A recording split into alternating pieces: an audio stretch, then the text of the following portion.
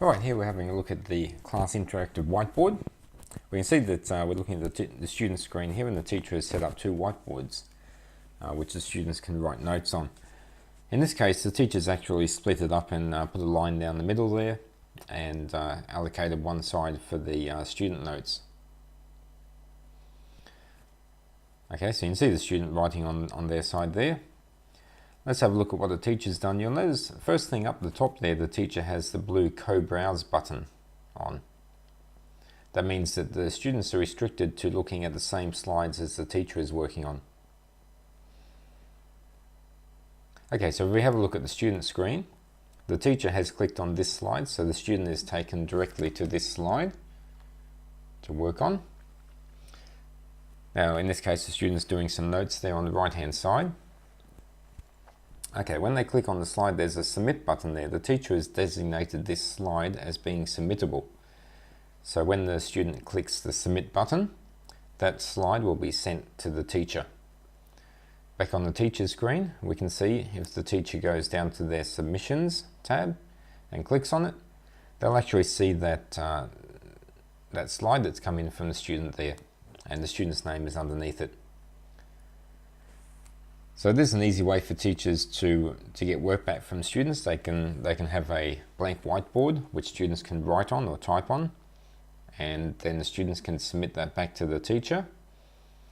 You can see the teacher here can save it as an image or a PowerPoint or export it to the library.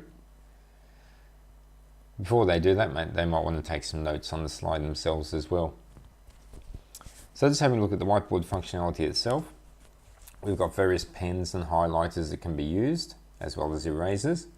Now this is good for students which have tablet computers, but we can also type. We can paste text directly into a text box, and we can type as well.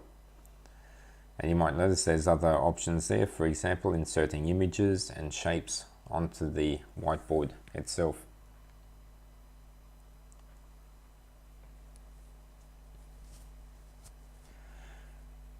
Directly from here, the teacher can start up a shared desktop sharing session with the students. They can zoom in and zoom out. They can also hand the pen to a student. In this case, we've only got one student online. This is like handing the pen to a student and asking them to come up to the whiteboard and write something. So whatever the student writes on the screen there will be shared with the teacher and with all of the other students in the class as well through the teacher's whiteboard.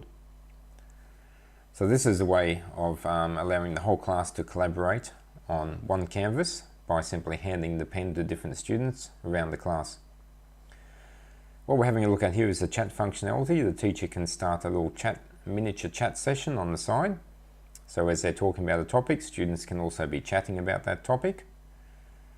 And you can see at the bottom of the chat window there's a block incoming messages. So if the teacher checks that, it disables that chatting functionality. So there'll be no more chatting continuing.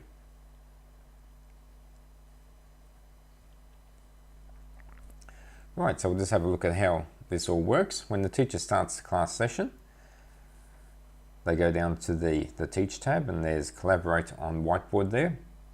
So when it starts up, it'll start up with a standard blank whiteboard, and this whiteboard will be pushed out to all the students' screens as well. The teacher can add new whiteboards, as can the students. So the teacher can add as many whiteboards there as they like. The student, when the teacher does this, the student will get both of those whiteboards, and we'll see that they can't click on the top whiteboard at the top because the teacher has locked them into co-browsing. Okay, here's an example where the teacher is setting up some notes that the student will need to fill out. They're now writing something on the bottom slide.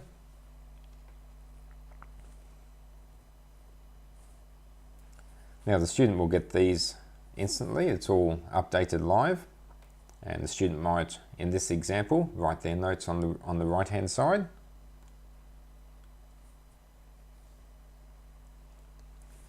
And they can either use the pen or they can type to write their notes.